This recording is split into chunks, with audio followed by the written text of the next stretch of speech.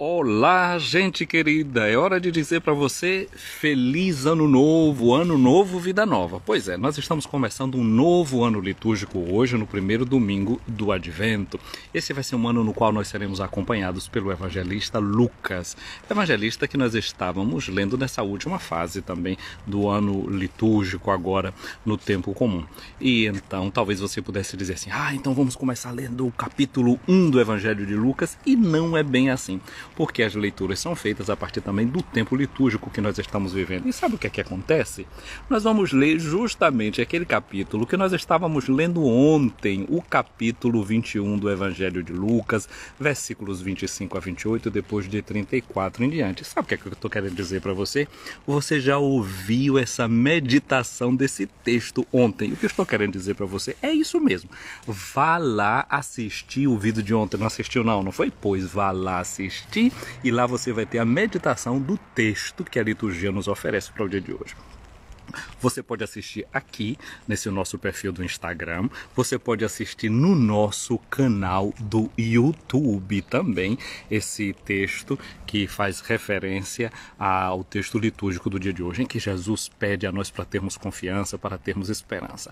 Começamos o ano litúrgico. Eu gostaria de dizer uma coisa para você, né? O ano litúrgico, que o tempo começa com o tempo do Advento, ele tem duas fases, o tempo do Advento.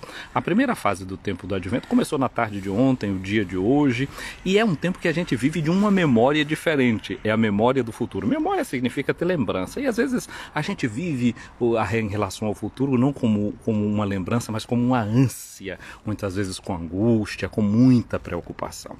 E o tempo do Advento, não é uma interessante que na língua inglesa aventura, né? Vem com essa mesmíssima raiz do tempo de Advento, porque o Advento significa isso, aquele que vai chegar, e a gente vive com essa lembrança de que Jesus vai chegar, Jesus virá, e isso não coloca medo na gente, pelo contrário. Essa parte do Evangelho de Lucas, no capítulo 21, que a liturgia nos oferece hoje, é um texto que foi escrito por Lucas para colocar esperança nas comunidades cristãs. Se você lê esse texto de hoje e sente medo, é sinal que você não está em sintonia com o espírito com o qual esse texto bíblico foi escrito.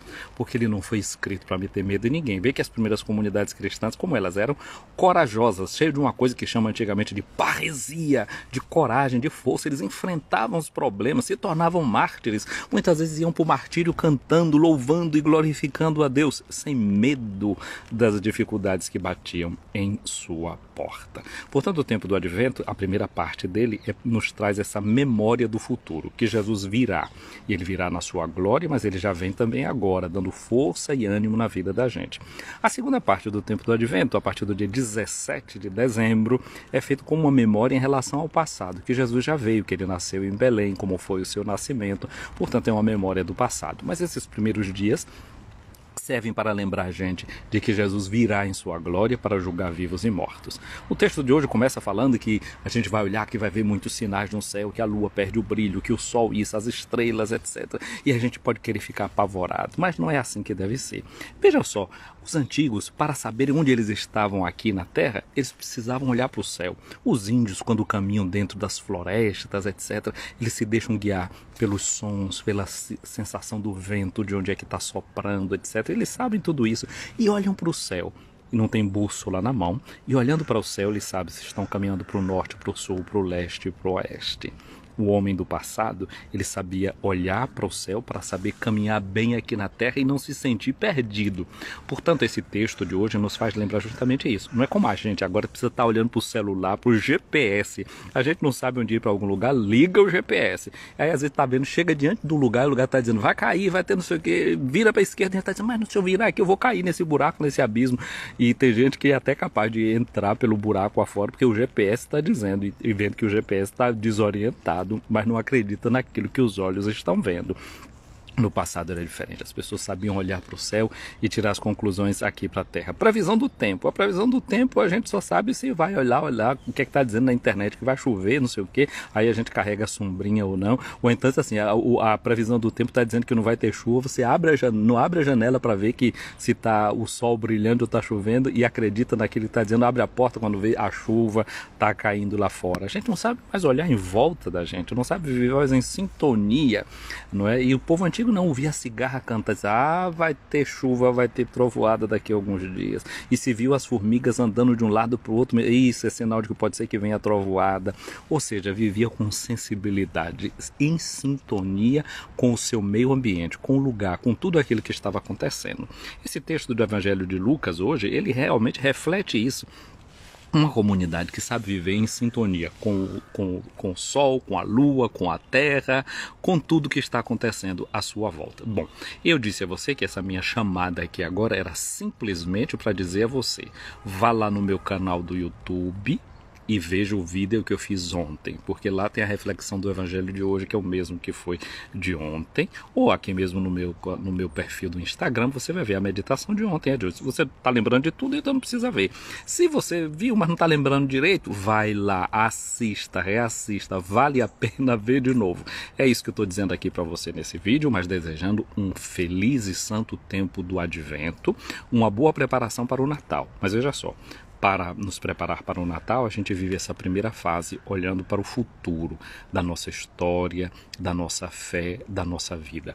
Lembrando que o Senhor Jesus há de vir para julgar os vivos e os mortos. Comecemos bem essa nossa preparação para estarmos bem ancorados com essa celebração, com essa memória que nós vamos fazer, muito atentos para o tempo presente e deixando que uma efusão de esperança venha sobre os nossos corações por meio do Espírito de amor que nos foi dado. Eu quero deixar um abraço aqui para algumas pessoas que eu estou vendo aqui acompanhando essa live na Madrugada Brasileira, a Avelina Cris, para a Leilane Cerqueira, para a Vani Brito. Gente, um abraço para vocês, um abraço para todos vocês que assistirão esse vídeo depois. E agora, vocês que já estão aqui, Darcy também, Sampaio, chegando aqui agora, Darcy, a recomendação é assistir o vídeo de ontem, que tem a meditação sobre o texto de hoje. Mas dá uma olhadinha aqui no início desse vídeo, porque eu disse algumas coisas que são interessantes também, não é? E volto só para dizer uma coisa, não é? Os textos bíblicos de hoje, falando das estrelas e tudo isso, nos faz pensar no mundo, não é? No universo. A Bíblia fala, não é, de como o universo está nas mãos de Deus, como Deus se apoia sobre o universo, como se ele fosse o seu trono, a terra como o apoio para os seus pés. Isso já é uma coisa interessante, porque quando a gente vê as figurações antigas sobre o mundo, sobre o universo, a gente vê que eles apresentam o universo como uma esfera. Não como muita gente que anda dizendo e pensando agora que o mundo seja uma coisa quadrada. Não é bem assim que pensavam os nossos povos antigos. E esse universo que era muito visto muitas vezes como esse apoio para Deus como o seu trono, muitas vezes em muitas figurações a gente vê que ele está nas mãos de Deus. Por isso, Lucas, a Bíblia, tudo eles nos querem mostrar essa certeza. O mundo está nas mãos de Deus.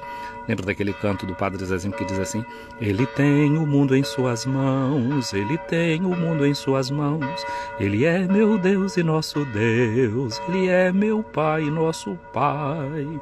O mundo está nas mãos de Deus. Como aquela criança que dizem que estava no meio de uma tempestade, assolando o navio, e alguém via que ele estava brincando com muita tranquilidade. Diz: menino, está tendo uma grande tempestade, você não está vendo? Ele continuou brincando e dizendo: quem está capitaneando este navio é o meu pai. Ele estava tranquilo porque o capitão era seu pai. Assim também nós conservemos a nossa paz, porque o nosso Pai sustenta o nosso mundo. Feliz e abençoado domingo.